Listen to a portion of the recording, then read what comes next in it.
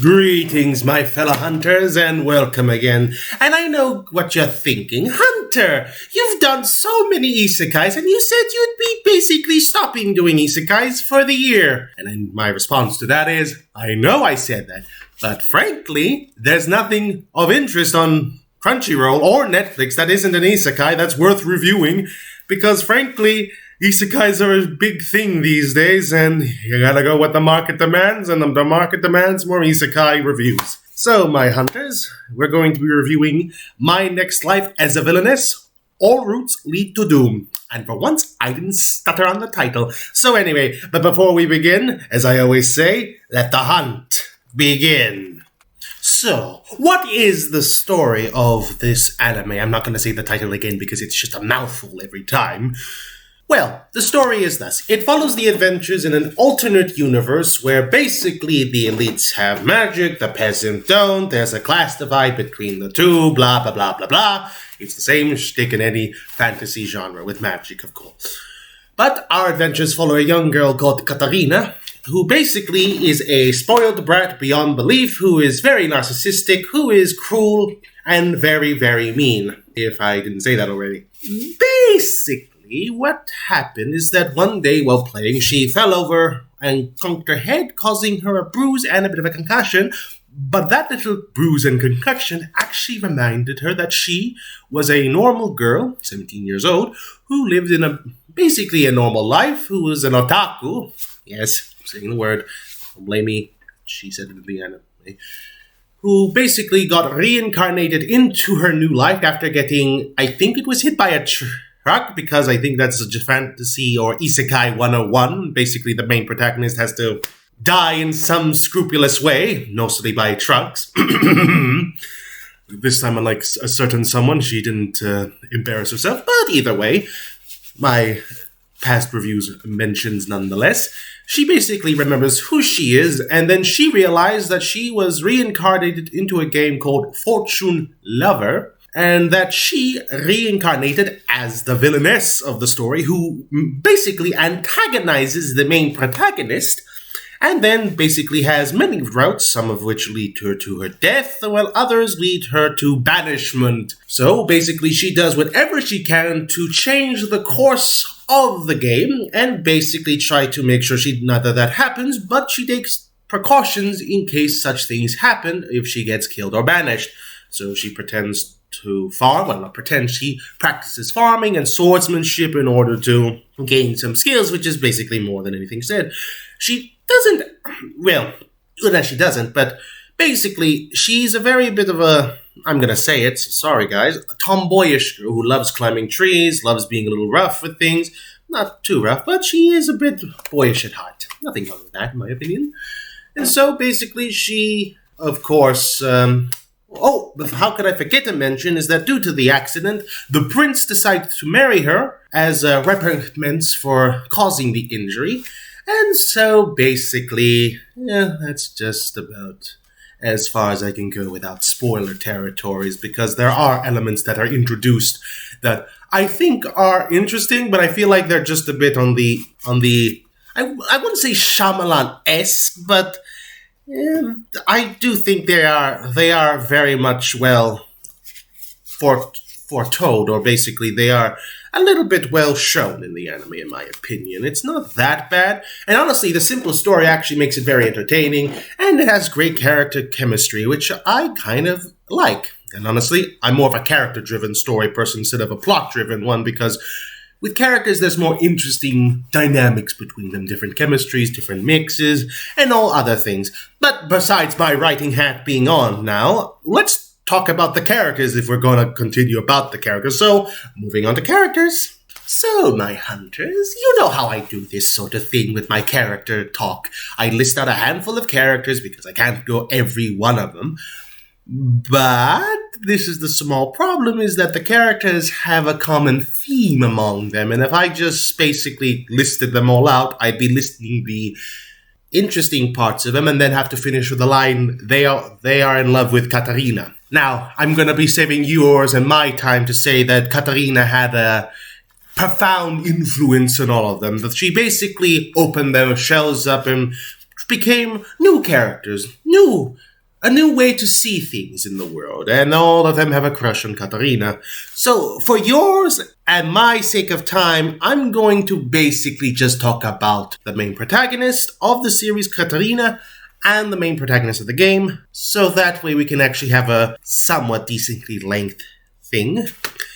But in the end, all I'm going to say is that they're all in love with Katarina.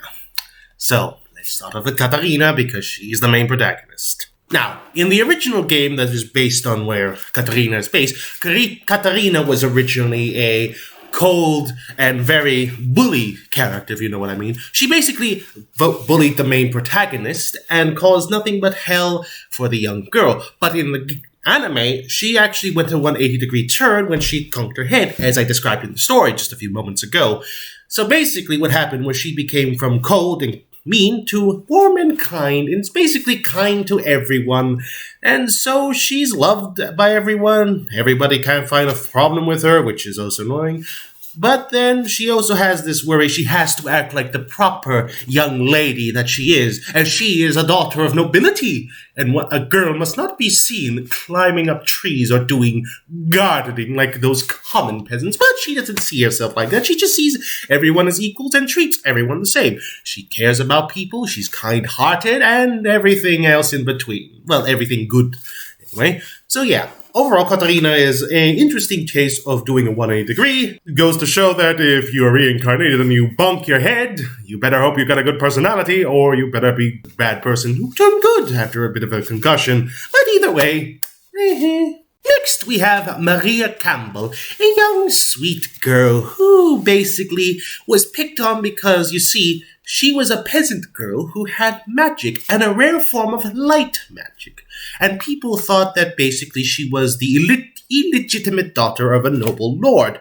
Because, you see, only nobles can have magic, and it's very rare for peasants to have it. So that's why when she was younger, people mistrusted her or didn't see her as equals, because they probably thought she saw them above them. But truth be told, young Maria is a kind, young, compassionate girl who bakes lovely sweets, apparently. Now it makes me wish I was in that world having a bit of sweets. But frankly, I don't think they accept a blood-crazed hunter like myself. But either way, me stepping aside, this is Maria, we have to say that she's a very well character, a simple character, but I think it fits the plot very well. It's not an overly complex story of intrigue, mystery. Well, scratch that. There is a little bit of mystery, but it's not the center stage of the whole story, because it's an isekai, and we don't know how Katarina got there. But that's Katarina, not Maria. Anyway, what I'm going to say is that it's fine. She's a fine character, nothing wrong with her.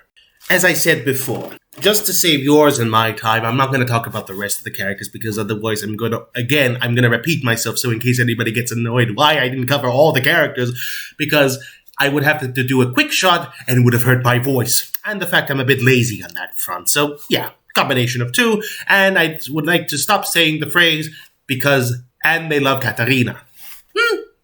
So hate me all you want, that's why I'm not reviewing them all, except the two main characters. I don't know how to say it, because both of them are the main characters. One is the character of the story, and the other is basically the character in the game. So sorry, I'm just going to say the main characters for the both of them. Shoot me if you want, but I just come back. Anyway, my blabbering about for a bit, I'm going to talk about the music next. Now, I have nothing much to complain about the music on any particularly bad level, because the music is pretty decent in my opinion. It does its job, and you know how it is. If it does its job, it's basically you don't think about it too much, and it actually emphasizes on the story. But there was one track that always stood out to me, not because it was bad, but because in my opinion, it was really, really out of place for a story like this. Because when I heard the ending, it sounded something like more for an action series, the way it was basically how the music played. It sounded more action-based instead of more relaxed place, or more calming, if you know what I mean. I expected a series like this to have more of a gentle-sounding music, but the music really, really sounded like it was more for an action anime or something, not something like a slice-of-life fantasy, isekai, romance, comedy. Sorry, it was a lot of words. But like I said, on the whole, my opinion on the music is just, it's fine. there's nothing wrong to it except the ending, which in my ears just sounds a little bit out of place for some odd reason. I don't know, that's just probably me. But anyway, let's talk about the animation next, shall we? As for the animation-wise, it's pretty good. It's basically bright, colorful, and very vibrant, but when it comes to like the magic, it looks very spectacular. And I think it helps that the animation is pretty simplistic, which does help when it happens the more complicated scenes. As I always said, it's good for simple animation because then it gives more room for creativity and possibly the less likelihood of bad animation frame. My opinion on the anime, I like it. You should know my opinions on good animation. I praise it if it's good. I hate if it's bad. But overall, my opinion on the animation is that it's fine. I have very little to complain about, and sometimes I wish I had more to say. But given what I've got, sometimes you gotta give what you gotta give. So yeah, I don't mind the animation at all. So, my overall thoughts on the anime. I like it. I'm pretty much sad I didn't do a review as soon as it came out and just pushed it off thinking, I'm not gonna like it.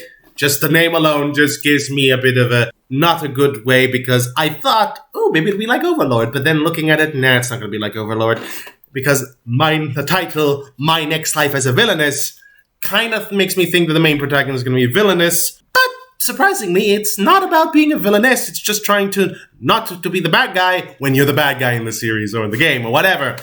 Unlike the Overlord, where he's supposed to be the bad guy. But besides that, my overall thoughts is, yeah, it's fine. It's a good anime to watch if you want to just kill some time and while other animes are still updating or just continuing. I give it a watch. My personal recommendation, give it a watch. You may like it, you may hate it, but overall, my thoughts are this, go watch it.